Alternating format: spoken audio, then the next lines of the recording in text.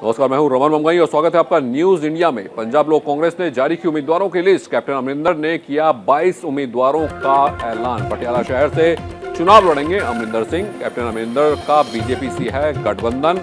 पंजाब में 37 सीटों पर चुनाव लड़ेगी अमरिंदर सिंह की पार्टी। तो पटियाला शहर से चुनाव लड़ेंगे अमरिंदर सिंह। कांग्रेस छोड़ने के बाद अपनी पार्टी बनाई। भारतीय जनता पार्टी से गठबंधन है कैप्टन अमरिंदर सिंह का। 37 सीटों पर चुनाव लड़ेगी अमरिंदर सिंह की पार्टी। तो ये बड़ी खबर आपको बता दें, पंजाब लोक कांग्रेस ने जारी की उम्मीदवारों की लिस्ट।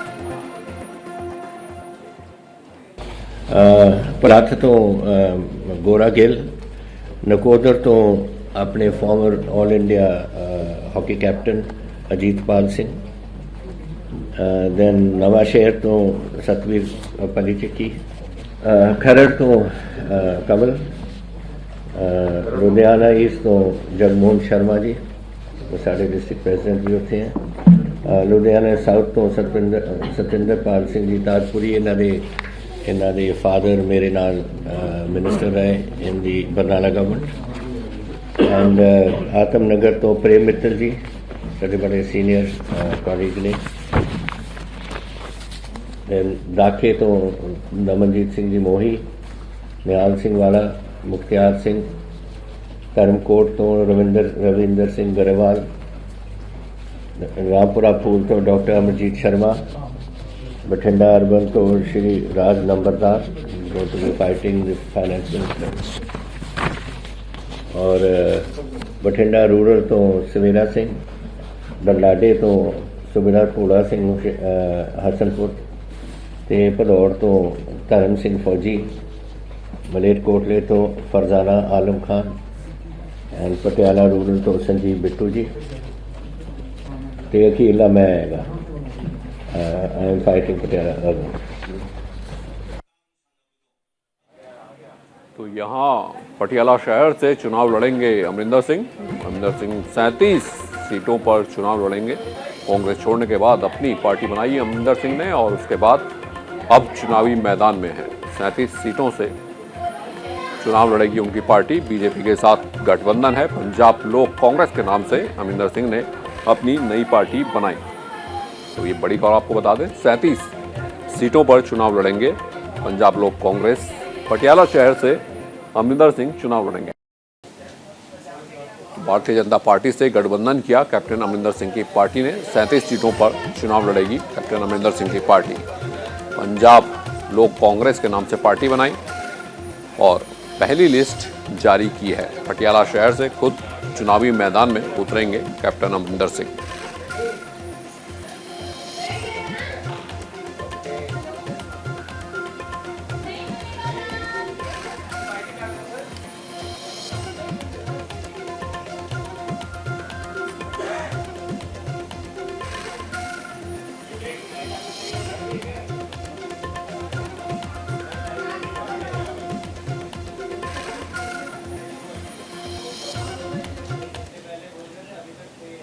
और हल्का कादियां से आप उम्मीदवार जगरूप सिंह सेखवा का चुनाव को लेकर क्या कुछ कहना है, बातचीत की हमारे संवाददाता ने।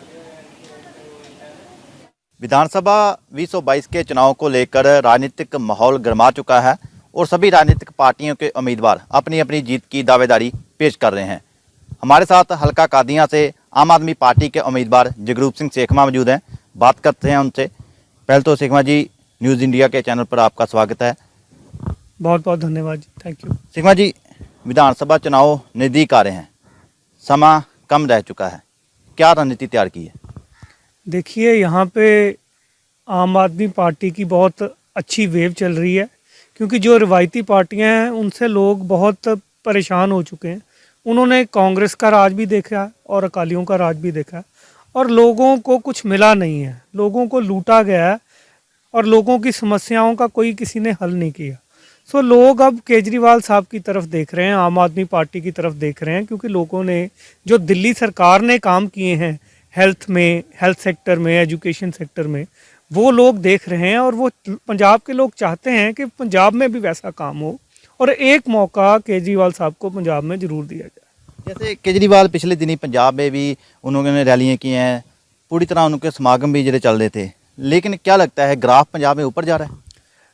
देखिए, आम आदमी पार्टी का अंडर करंट है, और जब इलेक्शन कोड लग गया तो तब एक वेव चलेगी पूरे पंजाब में, क्योंकि लोग रवायती पार्टियों से तंग हो चुके हैं। जैसे 2017 में कांग्रेस ने भी काफ़ी वादे किए थे, अब केजरीवाल जी ने भी आकर पंजाब में काफ़ी वादे जरिए गारंटियाँ दी हैं, जी, लोग विश्वास क्यों करेंगे? देखिए फ़र्क है। केजरीवाल साहब ने दिल्ली में काम किया है, और काम करके जब इलेक्शन में लोगों के पास गए हैं तो स्टेज के ऊपर ओपनली उन्होंने कहा है कि अगर मैंने काम किया तो मुझे वोट डालो, अगर नहीं किया तो मत डालो। तो लोगों ने इतनी क्लियर मैंडेट कि 70 में से 63 सीट्स दिल्ली में लोगों ने उनको दी हैं। तो हिंदुस्तान के लोग केजरीवाल साहब के ऊपर विश्वास करते हैं, आम आदमी पार्टी के ऊपर। सो पंजाब में भी जो रवायती पार्टियां हैं वो अपना भरोसा विश्वास जो है वो गवा चुकी हैं। सो लोग पंजाब में चेंज की मांग कर रहे हैं। हल्का कादियां में कौन से ऐसे काम है जो अभी तक शुरू नहीं हुए? अगर लोग आम आदमी पार्टी की सरकार बनाते हैं, अगर जगरूप सिंह सेखवा के सर पर जीत का ताज पहनाते हैं, तो कौन से काम पहले होंगे? हमारा सबसे बड़ा मुद्दा है ड्रग्स का। कादियां हलके में ड्रग्स का बहुत ज़्यादा बोलबाला है, घर घर तक ड्रग्स पहुंच गए हैं, और कई सैकड़ों लड़के जो हैं ड्रग्स लेके अपनी जान गंवा चुके हैं। सो हमारा सबसे प्रायोरिटी हो गया कादियां हलके को ड्रग्स फ्री हल्का करना, और दूसरा लॉ एंड ऑर्डर।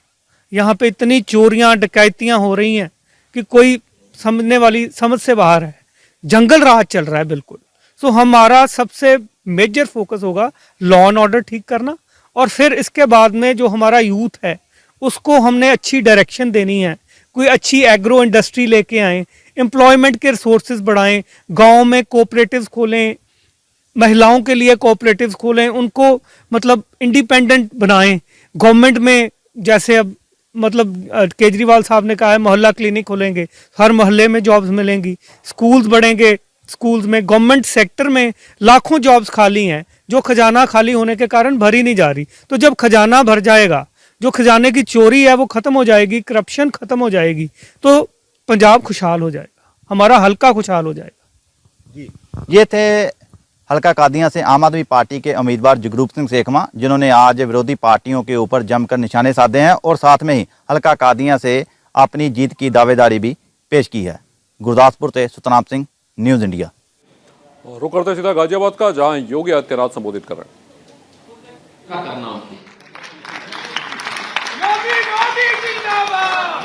भाइयों बहनों, तुष्टीकरण की राजनीति बंद हो, सरकारी भर्ती में पारदर्शिता बनी रहे, गरीबों को किसी के सामने हाथ न फैलाना पड़े, बिजली निर्बाध 24 घंटे मिलती रहे, एक्सप्रेसवे जीवन की रफ्तार को निरंतर बढ़ाता रहे, बहन बेटियों की सम्मान के साथ कोई गुंडा खिलवाड़ न करने पाए, आगे भी कोरोना जैसी महामारियों के लिए हम बचाव का बेहतर प्रबंधन कर सकें, किसानों को उनकी उपज का पूरा दाम और पूरा सम्मान मिल सके, हर जिले में एक मेडिकल कॉलेज हो, निवेश आता रहे और उद्योग धंधे विकसित हो सकें, रोजगार सबको अपने घर में मिल सकें।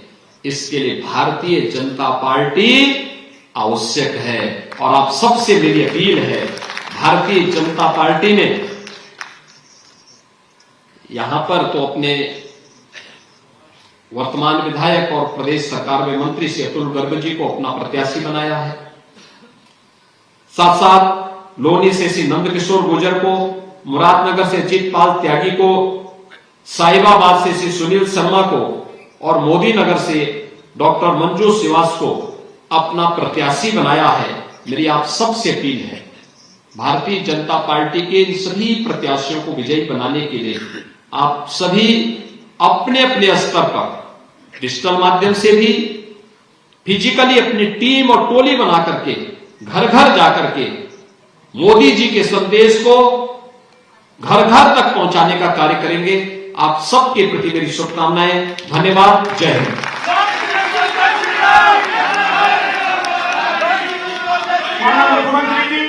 यहाँ Yogi Adityanath door to door campaign कर रहे थे गाजियाबाद में, और संवाद भी किया। गाजियाबाद विधानसभा में योगी आदित्यनाथ पहुंचे तो लगातार भारतीय जनता पार्टी पूरे आक्रामक तरीके से प्रचार में जुटी हुई है। संगरूर में शिरोमणि अकाली दल के प्रधान सुखबीर सिंह बादल चमनदीप सिंह बिल्खी के घर पहुंचे। इस दौरान उन्होंने कहा कि पूरे पंजाब में कांग्रेस और आप छोड़कर शिरोमणि अकाली दल में शामिल हो रहे हैं।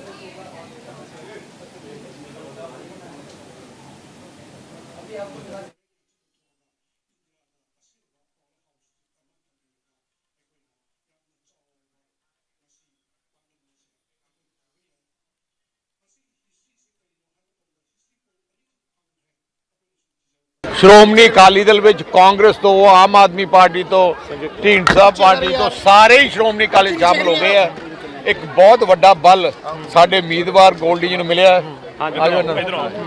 ते इस करके बहुत वड्डी ताकत मिली है ते मैनूं लगदा है जायजा माहौल बन गया है। क्लीन स्वीप पंजाब पंजाब के लुधियाना शहर में दिल्ली के स्वास्थ्य मंत्री सत्येंद्र जैन ने कोरोना गाइडलाइन की धज्जियां उड़ाई। यहां पर आम आदमी पार्टी के उम्मीदवारों के हक में चुनाव प्रचार कर रहे थे। उन्होंने विधानसभा क्षेत्र दाखा से आम आदमी पार्टी उम्मीदवार KNS कंग के पक्ष में चुनाव प्रचार किया। दाखा में डोर टू डोर प्रचार भी किया गया, लेकिन उस दौरान उन्होंने कोरोना गाइडलाइन की बड़े स्तर पर धज्जियां उड़ाई। चलो कोरोना महामारी ਨੂੰ ਲੈ ਕੇ ਜਿਹੜੇ ਇਲੈਕਸ਼ਨ ਕਮਿਸ਼ਨ ਦੇ ਜਿਹੜੇ ਹਿਦਾਇਤਾਂ ਨੇ ਉਹ ਫੋਲੋ ਕੀਤੀ ਜਾ ਰਹੀਆਂ ਨਹੀਂ ਉਹ ਪੂਰੀਆਂ ਫੋਲੋ ਕੀਤੀਆਂ ਜਾ ਰਹੀਆਂ ਕਿਉਂਕਿ ਉਹਨਾਂ ਨੇ 100 ਤੱਕ ਗਿਣਤੀ ਨੂੰ ਉਹਨੇ ਕਿਹਾ ਸੀ ਵੀ 100 ਬੰਦੇ ਤੱਕ 100 ਤੋਂ 100 ਬੰਦਾ ਸਾਡਾ ਸੀਗਾ ਵਲੰਟੀਅਰ ਉਹਨੂੰ ਫੋਲੋ ਕਰ ਰਹੇ ਹਾਂ ਆਪਾਂ। ਇੱਕ ਇੰਨਾ ਵੱਡਾ ਇਕੱਠ ਲੱਗਦਾ ਨਹੀਂ ਹੈ ਕਿ ਕਿਤੇ ਗਲਤ ਹੈ? ਨਹੀਂ ਦੇਖੋ ਹੁਣ ਲੋਕਪ੍ਰਿਯਤਾ ਹੀ ਇੰਨੀ ਆ ਸਾਰਿਆਂ ਦੀ ਤੇ ਉਹ ਆਟੋਮੈਟਿਕ ਇਸ ਤੋਂ 100 ਬੰਦੇ ਤੱਕ ਇਕੱਠ ਕਰਨ ਦੀ ਸੋਚੀ ਸੀ ਤੇ ਆਟੋਮੈਟਿਕ ਹੀ ਜਿਹੜਾ ਉਹ ਇਕੱਠ ਆ ਉਹ ਵੱਧ ਹੋ ਗਿਆ। शिवसेना के संस्थापक बाला साहब ठाकरे की जयंती है। महाराष्ट्र में अलग अलग जगहों पर इनकी जयंती धूमधाम से मनाई जा रही है। मुंबई के पवई में 50,000 दियों का इस्तेमाल कर बाला साहब का पोर्ट्रेट बनाया गया है।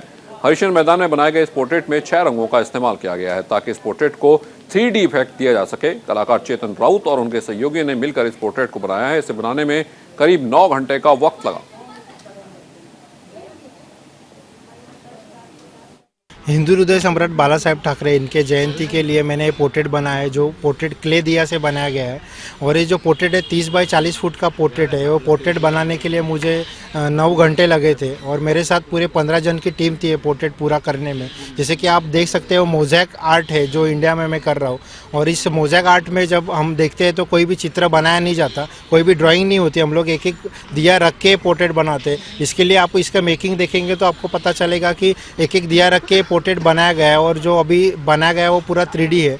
और इसकी जो कॉन्सेप्ट है वो कॉन्सेप्ट में हिंदू हृदय सम्राट बाला साहेब ठाकरे उनके साथ वो एक शेर भी बनाया गया है, क्योंकि महाराष्ट्र के वो शेर ही थे जिन्होंने इतने लोगों को, लाखों लोगों को एकजुट किया हुआ है। तो उनको एक आदरांजलि या फिर मानवंदना बोल दो कि उसके हिसाब से मैंने पोर्ट्रेट उनके लिए बनाया गया है।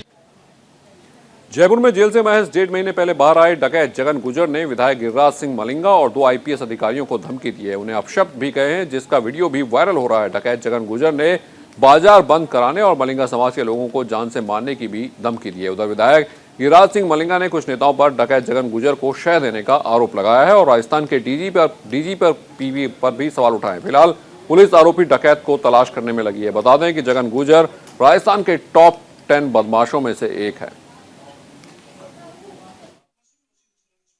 अभी कुछ दिन पहले इसने आयकनाई बाजार में बाड़ी की मार्केट के अंदर इसने आयकनाई बाजार में फायरिंग की और फायरिंग करने के अलावा इसने बाजार में से किसी के सिगरेट की ले गया, किसी से गोल्ड नंबर उठाई नहीं ले गया, किसी मिठाई वाले से मिठाई लेकर नहीं चला गया।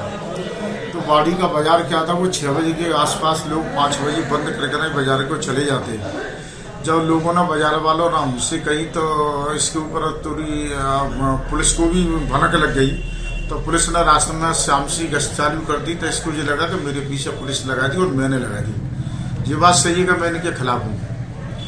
जैसे ये आए दिन बाजार में फायरिंग करते हैं, गुंडागिरी करते हैं, लूट खसूट करते हैं। इनकी लूट खसूट और गुंडागिरी मैं किसी कीमत पर नहीं होने दूँ। जनवरी के महीने में उत्तर भारत के लोग ठंड से थर्रा रहे हैं। देश के मैदानी इलाकों में जहां कपकपाने वाली सर्दी पड़ रही है, वहीं पहाड़ी इलाके बर्फ से जम गए हैं। उत्तराखंड से लेकर कश्मीर तक पहाड़ों पर जबरदस्त बर्फबारी हो रही है। वहीं जम्मू कश्मीर में पारा -7 डिग्री तक लुढ़क गया है। आप टीवी स्क्रीन पर 10 तस्वीर देख सकते हैं, जहां पर आपको दिखेगा कि किस तरह से पहाड़ों में जबरदस्त बर्फबारी हो रही है। शिमला, चंबा, डोडा, मसूरी, किन्नौर में और जो मैदानी इलाके हैं वहां पर भी लगातार बारिश ने ठंड का असर बढ़ा दिया है।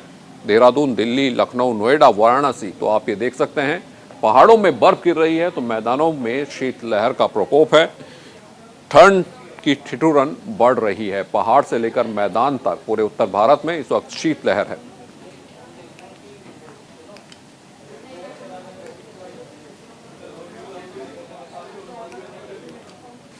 तो पहाड़ पे बर्फबारी और मैदान में बारिश का असर।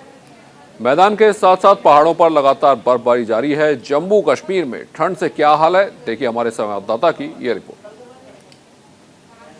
कश्मीर में एक बार फिर बर्फबारियों का सिलसिला जारी हो चुका है। आपको बता दें कि महकमे मौसमियात की पेशन गोई के मुताबिक जो है 21 जनवरी से 23 जनवरी की शाम तक, यानी आज शाम तक जो है बर्फबारियों का सिलसिला जारी रहेगा, क्योंकि बालाई इलाकों के साथ साथ ज़मीनी इलाकों में भी इसका खासा असर देखने को मिल रहा है। आपको बता दें कि कल सुबह सवेरे ही ये बर्फबारी स्टार्ट हो चुकी है और हल्की फुल्की सी बर्फबारी है, इसका असर ज़्यादा उतना देखने को नहीं मिल रहा है। लेकिन राष्ट्रीय राजमार्ग जो जम्मू श्रीनगर हाईवे है उसको आवाजाही के लिए बंद कर दिया गया है, क्योंकि लैंडस्लाइड कहीं जगह पे हो चुकी है। और एडमिनिस्ट्रेशन का ये निर्णय जो है इसलिए लिया गया है क्योंकि वहाँ पे बहुत ज़्यादा जो है फिर एक्सीडेंट्स होते हैं और उसी के प्रति जो है वो निर्णय लिया गया कि राष्ट्रीय राजमार्ग को बंद कर दिया गया। कहीं ना कहीं जो है अगर बर्फबारी ज़्यादा हो जाएगी तो इसकी वजह से जो है एयर ट्रैफिक में भी खलल पैदा हो सकती है। फिलहाल यहाँ पे वादी कश्मीर में इस बर्फबारी ने एक बार फिर कड़ाके की सर्दी लौटा दी है और लोगों में बहुत ज़्यादा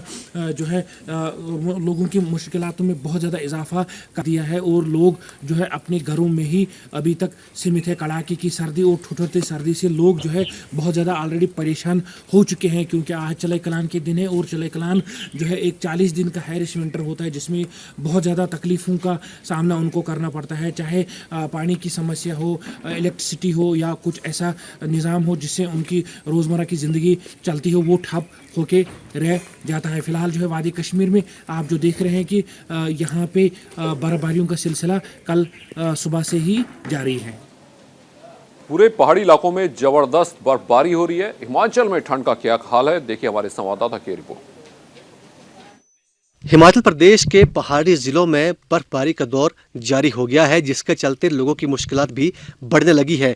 कई इलाकों में जनजीवन पूरी तरह से अस्त व्यस्त हो गया है। बता दें कि इस भारी बर्फबारी के चलते कई इलाकों में बिजली बंद हो गई है और कई संपर्क मार्ग भी ठप हो गए हैं। ऐसे में लोगों को आने जाने में परेशानियों का सामना करना पड़ रहा है। हिमाचल प्रदेश मौसम विज्ञान केंद्र शिमला ने पहले ही 23 और 24 जनवरी को भारी बर्फबारी को लेकर चेतावनी जारी करी थी, जिसके बाद बर्फबारी का दौर जारी हुआ है। ऐसे में अब चंबा जिला प्रशासन ने भी लोगों से एहतियात के तौर पर अपने घरों में रहने की अपील करते हुए कहा है कि भारी बर्फबारी के दौर में लैंडस्लाइड और एवलांच गिरने का खतरा बना रहता है। ऐसे में लोग कहीं भी बिना वजह आने जाने का प्रयास ना करें और अपने घरों में रहें। चंबा से न्यूज़ इंडिया के लिए मंजूर पठान की रिपोर्ट। हिमाचल के किन्नौर जिले के कई इलाकों में भारी बर्फबारी के चलते जनजीवन प्रभावित हो गया है। अत्यधिक ठंड बढ़ने से जिला प्रशासन ने स्थानीय लोगों और पर्यटकों से जरूरी होने पर ही घर से बाहर निकलने की अपील की है, क्योंकि भारी बर्फबारी के चलते ग्लेशियरों के खिसकने और भूस्खलन का खतरा बढ़ जाता है। किन्नौर जिले के कई सड़क मार्ग भी अवरुद्ध हुए हैं। नलों में पानी जम गया है, जिससे पानी की भी किल्लत हो गई है। इधर सेब के किसान इस बर्फबारी से खुश हैं, क्योंकि इससे सेबों की फसल अच्छी होती है। किन्नौर जिला में आज मध्यरात्रि से ही बर्फबारी का दौर शुरू हो चुका था। इस बर्फबारी से जहां जिला किन्नौर के सेब बागवान व किसान खुश दिख रहे हैं, वहीं जिला किन्नौर में यह सफेद आफत अब कई मुसीबतें भी साथ लेकर आया है। लगातार बर्फबारी के चलते जिला किन्नौर के सभी सड़क संपर्क मार्ग भी अवरुद्ध हो चुके हैं। वहीं पीने की पानी की समस्या भी लगातार बनी हुई है। बर्फबारी के चलते ऊंचाई वाले ग्रामीण क्षेत्रों में अब पीने के सभी जल स्रोत जम चुके हैं। इस बर्फबारी से जिला किन्नौर में आज मध्यरात्रि से ही बिजली गुल हो चुकी है, जिसके चलते अब लोगों को कई परेशानियों का सामना भी करना पड़ रहा है। जिला प्रशासन ने आज सुबह करीब 8 बजे मशीनरियों को दुर्गम क्षेत्रों में सड़क संपर्क मार्ग बहाली के लिए भेजा है, ताकि जिला किन्नौर में सड़क संपर्क मार्गों को बहाल रखा जा सके, क्योंकि दुर्गम क्षेत्रों में कई बार मरीजों को चिकित्सालय तक पहुंचने में सड़क संपर्क मार्ग अवरुद्ध होने से समस्याओं का सामना करना पड़ता है। बताते चले कि इस बर्फबारी के चलते जिला किन्नौर में एक तरफ आपदाएं आने की संभावना भी दिख रही है, क्योंकि ऊंचाई वाले क्षेत्रों में अत्यधिक बर्फबारी के चलते अब ग्लेशियर गिरने का लगातार खतरा बना हुआ है। ऐसे में जिला प्रशासन ने लोगों को बिना वजह सफर करने से सख्त मनाही की है और बाहरी राज्यों से जिला किन्नौर घूमने आए सभी पर्यटकों को भी जिस स्थान पर वे ठहरे हैं उसी स्थान पर ठहरने का आग्रह किया है, ताकि किसी के जानमाल का नुकसान ना हो। न्यूज़ इंडिया के लिए किन्नौर से अनिल नेगी। हिमाचल में एक बार फिर बर्फबारी का दौर जारी है। पर्यटन नगरी चायल में भी सीजन की दूसरी बर्फबारी देखने को मिली। बर्फबारी के चलते तापमान में गिरावट आई।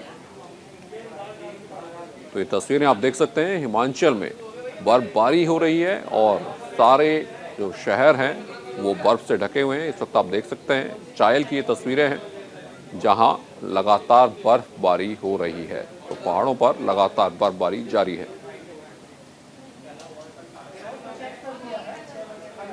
हिमाचल के सोनल में रात से लगातार बारिश जारी है। प्रदेश के कई हिस्सों में बारिश आफत बनकर बरसी है। बारिश के चलते सोलन बड़ोग रेलवे स्टेशन के बीच डंगा भरभराकर रेलवे लाइन पर गिर गया और इसके टूट जाने से पत्थर ट्रैक पर ही गिर गए। इससे रेल यातायात पूरी तरह से ठप पड़ा है। ट्रेन कई स्टेशनों पर खड़ी है।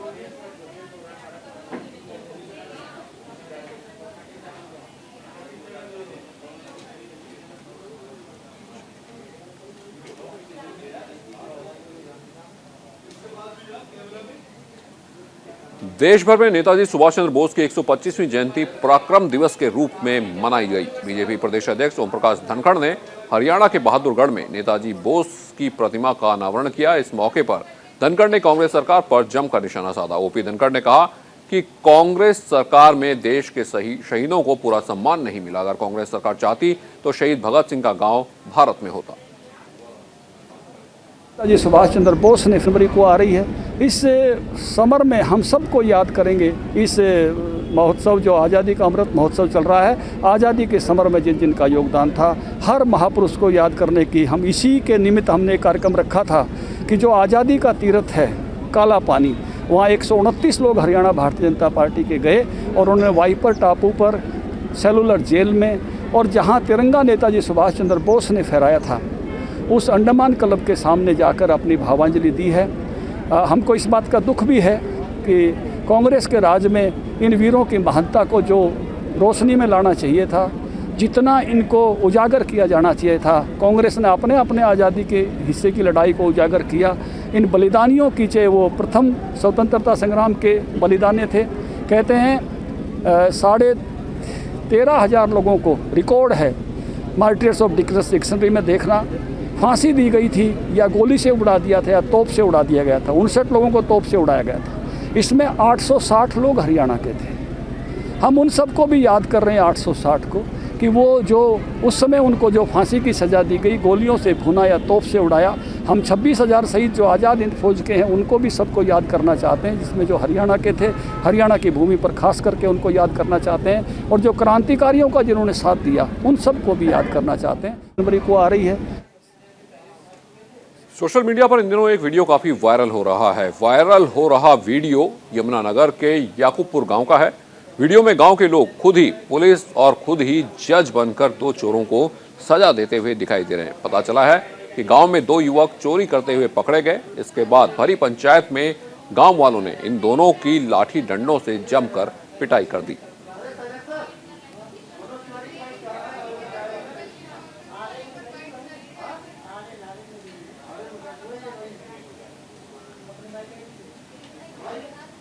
और इस वक्त की एक और बड़ी खबर आपको बता दें, पंजाब के पूर्व डीजीपी मुस्तफा की गिरफ्तारी की मांग की है कैप्टन अमरिंदर सिंह ने। गिरफ्तारी की मांग, मुस्तफा पर धार्मिक भावनाओं को भड़काने का आरोप लगा है। कैप्टन अमरिंदर सिंह ने गिरफ्तारी की मांग की है। मुस्तफा पर धार्मिक भावनाओं को भड़काने का आरोप लगा है। पंजाब के पूर्व डीजीपी हैं मुस्तफा, और उनका एक बयान वायरल हुआ था जिसमें उन्होंने कहा था कि ये हालात ऐसे कर दूंगा कि जो संभाले नहीं संभलेंगे। तो मुस्तफा पर धार्मिक भावनाओं को भड़काने का आरोप है। पंजाब के पूर्व डीजीपी मुस्तफा का ये वीडियो वायरल हुआ था। अगर कितनों को इजाजत दी गई तो मैं ऐसे हालात पैदा करूंगा कि संभालने मुश्किल हो जाएंगे। अगर कितनों को इजाजत दी गई तो मैं ऐसे हालात पैदा करूंगा कि संभालने मुश्किल हो जाएंगे। अगर